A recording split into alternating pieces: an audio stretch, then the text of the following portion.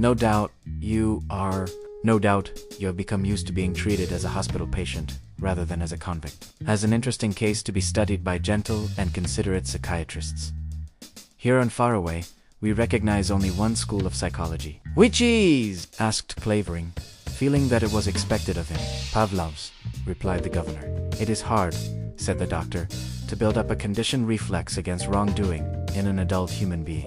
We can try, said the governor. At last, with no remission for good conduct, the 6 months were over. Clavering had his last interview with the governor, handed in his prison uniform and received in exchange his civilian clothing.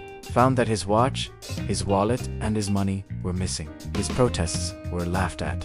He was met at the gate of the jail by a ground car with Prisoners' Aid Society emblazoned on its sides in huge white letters. He had no option but to accept the preferred help. He rode back to Faraway City, seated beside the driver. A huge man who, to judge by his appearance, was an ex-poverty, thought Clavering.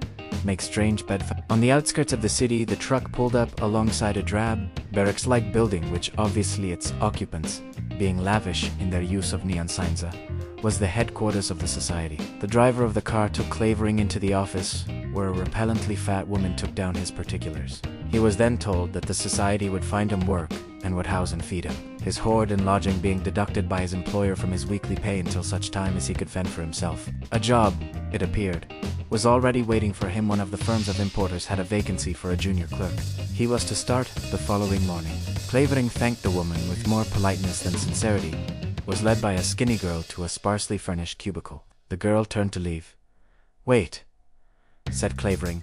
"Please," the girl said sullenly. "Old Blubbergoods will throw a fit if I'm not back in the office in 2 seconds flat." "Let her," said Clavering. "What's the setup here? You make your own bed and sweep your own floor," said the girl. "You eat at 7:30 and 80 and 100 hours. On Saturdays and Sundays the hostel gives you a noon meal too. It ain't any good. What I meant was, what are the chances of getting out of here?" She laughed. "None. By the time the cost of your board and lodging have been taken out of your pay, you'll have enough left for a couple of shots and a deck of smokes. And with your record, you won't get a job anywhere except through the society. This," said Clavering, "is worse than jails I've been in on more civilized planets. Nobody," she pointed out, "asked you to come here." She left him. Clavering went to the blotchy mirror, looked at himself. His suit was still a fair fit, although it tended to be a little tight across the chest and shoulders, more than a little slack across the belly. Clavering shrugged. It didn't much matter.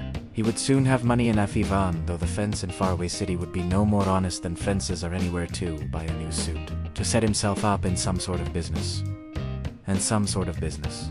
He asked himself, with a certain amazement, "What's come over me? Was Pavlov? Right after all, but I don't want to risk another spell in that jail ... He left the hostel. He had no money, so he had to walk into the city, feeling thankful that it was no more than an overgrown town. He went first to Rimrock House, and found that his baggage had been stored and that there were storage charges to pay. He said that he would pick it up later. He went into the First National Bank. The official in charge of safe deposits remembered Mr. Jones. Even so, there were certain formalities to be observed, fingerprint and retinal patterns to check, 5 months storage charges to pay.